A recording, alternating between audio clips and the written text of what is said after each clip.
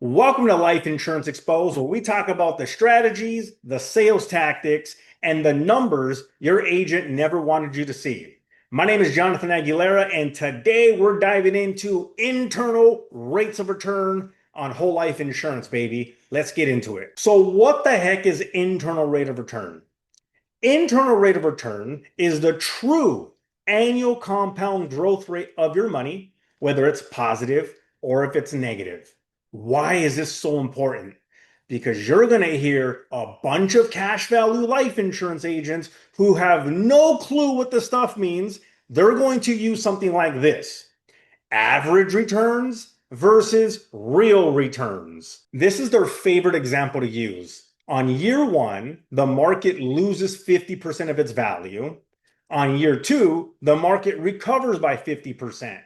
That's going to give you an average of zero. So that's the average return that they're going to talk about. But in reality, your real return is still negative 25%. This is where cash value life insurance agents get it all wrong. You can't just add up all the yearly returns over a 10-year period and then divide it by 10. That's not how you get an average. That's arithmetic average. That's not geometrical averaging. That's not how compound interest works. So I'm going to show you the real way to calculate the internal rates of return using Google Sheets. So I have a Morningstar report illustration that I just ran, and I'm going to teach you guys how to calculate the internal rate of return. So if we go to 2008, this is the S&P 500. This is an index fund. On year one, we put in 44,000. This is just an example, guys. So 44,000 in year one. The market tanked 35% because we have an ending market value of 29,000. I'm going to teach you how to calculate and get this negative 35% to the T. So here's our Google Sheet. All we got to do is we got to enter our values. So this was on the January 1st, 2008. We have to use negative because that's our cash flows in. And then what's our ending balance? So as of December 1, 2008, we had an ending balance of positive $29,000, right? 29,477. So how do we calculate the internal rate of return? Here is the formula. You're going to put equals IRR, okay? Then you're going to parentheses. You're going to drag, you just tap on it, and you see how it kind of like highlights a little bit? So we got to drag all our values in there. Then we're going to put a comma sign. Then we're going to drag our dates. Click our dates, drag that, and then we're going to close that out. And then we're just going to hit enter, and it should give us a percentage. So negative 35%, so negative 35.37%, which is identical to our Morningstar illustration. I'm going to go back to fact check myself. So 44,000 in, we have negative 35.37%. We are spot on to a T. So I just did 17 years. If we're to take a look at that, we're in 2024. We have an ending value of 1.471, and we have a net total return of 13.62. That is the internal rate of return, which is the real average rate of return, 13.62% during this time frame. So we have $220,000 of total cash put into this account with 1.4 million. Let's see if we can calculate the IRR. Okay, so 17 years. Let's see if we have 220,000. So at the bottom right where it says sum, we have 220. So it's the same amount of money put in. And then we have $1.4 million here. So again, internal rate of return time. So that's going to be equals XIRR, parentheses. We're going to drag that. We're going to tap.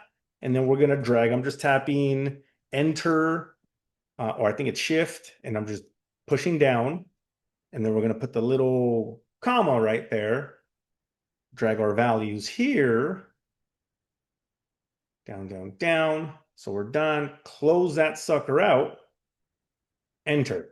And that is a 13.62% internal rate of return. And it matches up identical to our Morningstar illustration to a T. So now that you understand how to calculate the real returns, the IRR, the question becomes, what does whole life insurance actually return? We're about to run the real numbers, but before we do, if you appreciate straight math, no BS, no sales tactics, make sure you like, comment, subscribe, because I break this stuff down every single week, baby. So let's talk whole life insurance and its unbelievable dividend rate.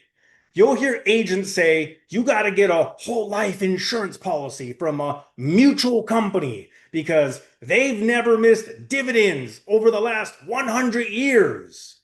Sounds impressive, doesn't it? Well, the question isn't whether or not the insurance company has paid a dividend. The real question is, what did your money compound at?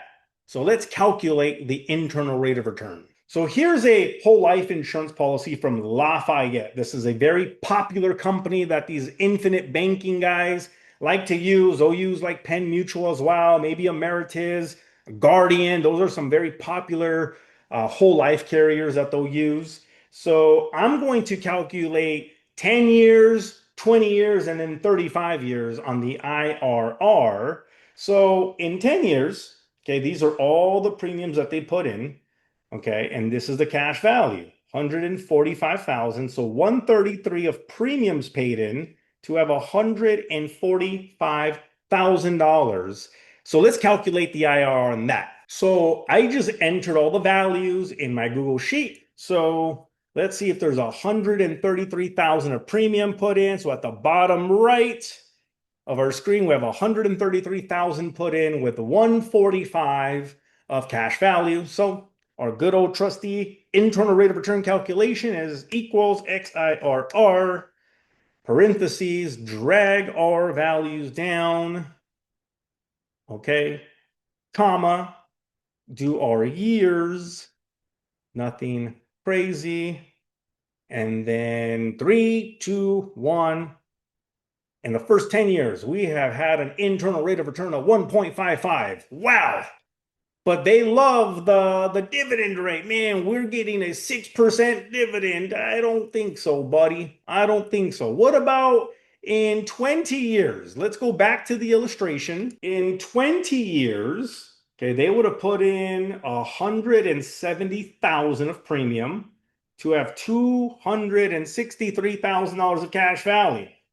Okay, so let's go back to our Google Sheets. Okay, let's see if there's 170,000 of premium paid in.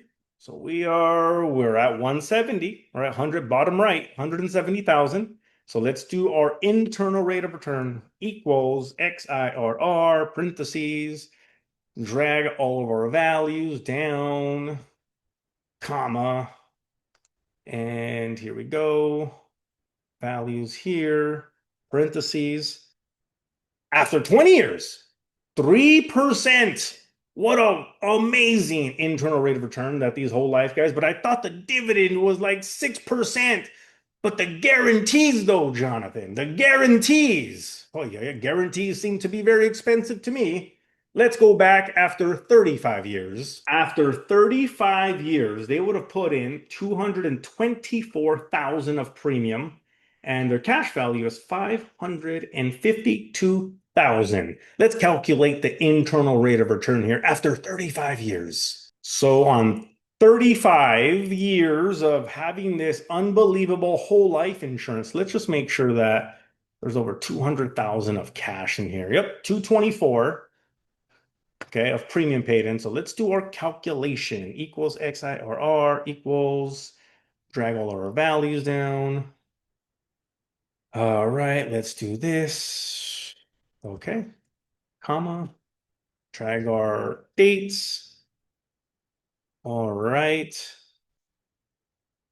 And then we go 3.64% after 35 years of having a whole life insurance policy is what the internal rate of return. This is infinite banking, guys. This is an infinite banking product. And we're going to go a little bit more into that and why somebody would get bamboozled with this stuff. So whole life insurance agents love marketing these products as a bond alternative. as a safe place to park capital, even a volatility buffer.